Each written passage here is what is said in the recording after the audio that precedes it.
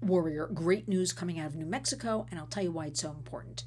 The judge ordered Meta, now that is Facebook, Instagram, WhatsApp, aka Mark Zuckerberg, to pay a judgment of an additional $567 million, okay, into the pot of helping kids with mental health across the United States. Now, this may seem like a lot of money to us, but for somebody like a Zuckerberg and Meta, any of these big tech platforms, it certainly is just a drop in the bucket. Meta is not alone in creating these social media harms. We know now, we have the whistleblowers, we have the internal memos, we have the studies, we have the children themselves, okay, and the parents, right? We've got the teachers, we've got everybody kind of on to what's going on online these days. But I want to tell you why this is so important. First of all, unfortunately, we have to be excited about something like this. No parent should ever have to face losing a child or having a child harmed. We shouldn't have to talk about this constantly, but you know what? We do, and we're warriors, so we will keep talking about it until there are changes. But this New Mexico judge, Judge Brian Bescheid, ruled against the tech giant this past week, making it the largest financial penalty Meta has received while battling thousands and thousands of lawsuits across the country about social media addiction and harms to kids. Now, I'll tell you why this is so important. Let's go back a little bit. A couple of months ago, we had the judgment in New Mexico, and that was about Meta sharing data privacy, and the public won. Then we had the California case on the heels of that.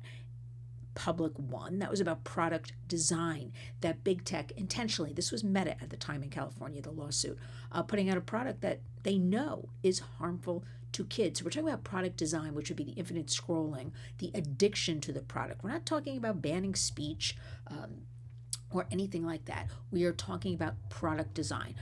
I mean, for instance, if you put out a faulty mattress, it gets recalled. You put out bad baby food, it gets recalled, right? We need to wear seatbelts and bike helmets. We need to have safety measures around things around kids, around all of us.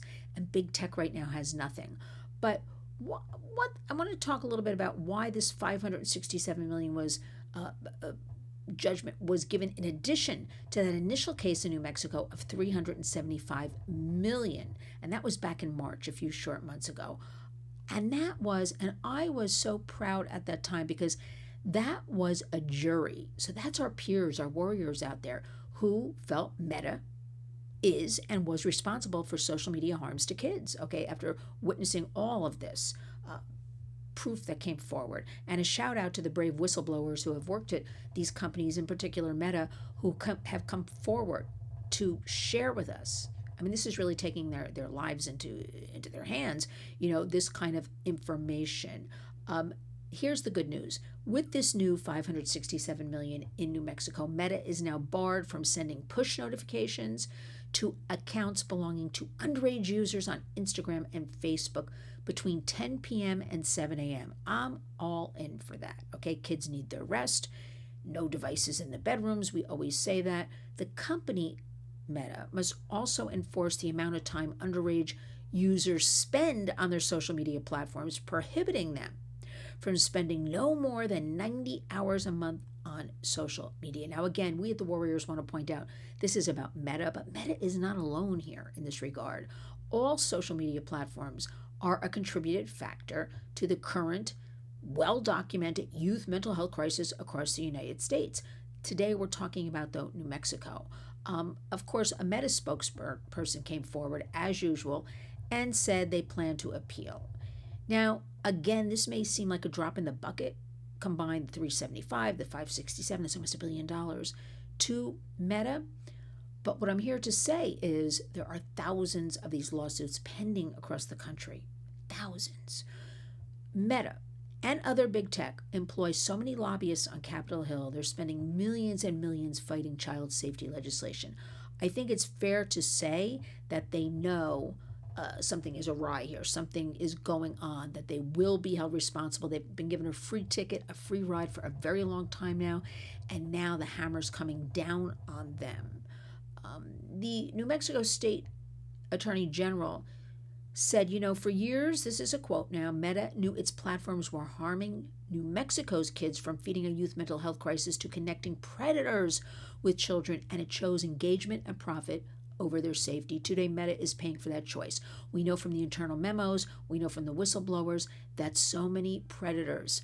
And basically the bottom line, when people who worked, at the company came forward and would say, hey, this is harming kids, or hey, the harm will get worse, they were told to kind of, like, shut up, never mind, we'll take care of it. And also memos basically saying kids are collateral damage. So we lose a few kids, that's collateral damage. We're making boatloads, shiploads, yacht loads of money, okay? Profit over people. So New Mexico clearly has led the charge against Meta, facing, again, like I want to say, thousands of lawsuits. Another one is scheduled for California at the end of August. Also, we've got Colorado, Kentucky, and New Jersey, okay, lawsuits pending accusing Meta of making their platform addictive to youth. And again, that is a product design. That is not about banning speech. So don't write to me and these horrible things, and the Constitution has nothing to do with any of that.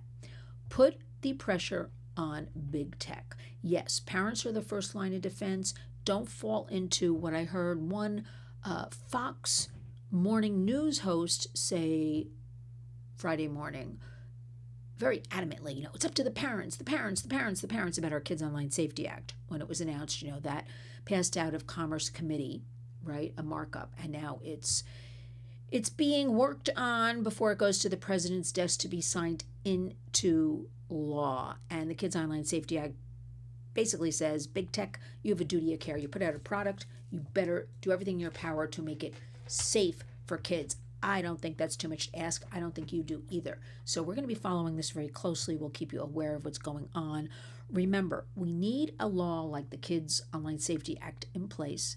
Again, it is about duty of care, product design. You're putting out a harmful product. I'm going to say again, which we now have proof, right?